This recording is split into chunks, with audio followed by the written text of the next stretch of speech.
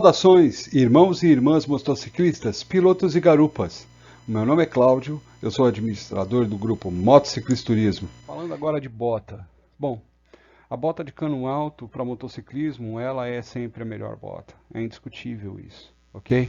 Bota boa para andar de moto não é bota boa para se andar.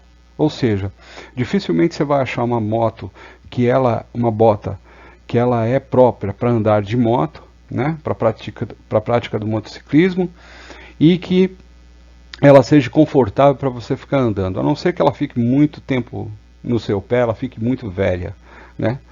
Mas a bota ela é fundamental para numa queda te proteger bem, especialmente a parte da canela, ok? Então por isso que é aconselhável bota de cano médio, cano alto, pelo menos a média, esse é o aconselhável, ok?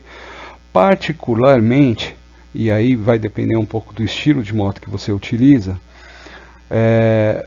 algumas botas que mostram a canela, que deixam a canela aparente, elas também trazem algum tipo de proteção. Mas aí está muito relacionado, por exemplo, ao tipo de moto que você está utilizando. Por exemplo, uma scooter, as pernas, posição de pilotagem ficam para dentro da moto, na parte frontal da moto, da motoneta, então você tem um maior âmbito de proteção, o que te permite, por exemplo, utilizar uma bota mais baixa. É claro que vai ter um nível de proteção menor numa queda, isso é indiscutível, ok?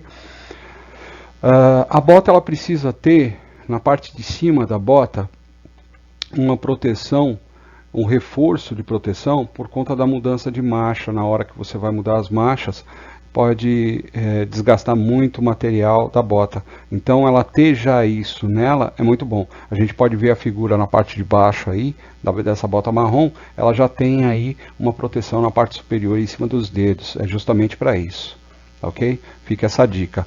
Uma outra dica é o seguinte: material de EPI, de proteção, muitas vezes está mais barato você comprar esses materiais em lojas especializadas de proteção do que propriamente dito em lojas de acessórios de motociclistas.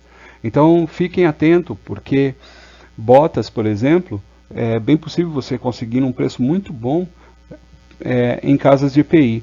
Outra coisa também, a biqueira da bota, a ponta da bota de proteção de EPI, normalmente ela tem uma biqueira de aço. E é muito legal essas biqueiras de aço, especialmente para quem anda dentro da cidade, porque é comum um motociclista, quando ele para no corredor entre os carros, ele colocar o pé no solo e às vezes se distrair e deixar o pé debaixo da roda do carro que está do lado. E cara, é muito mais comum do que se imagina.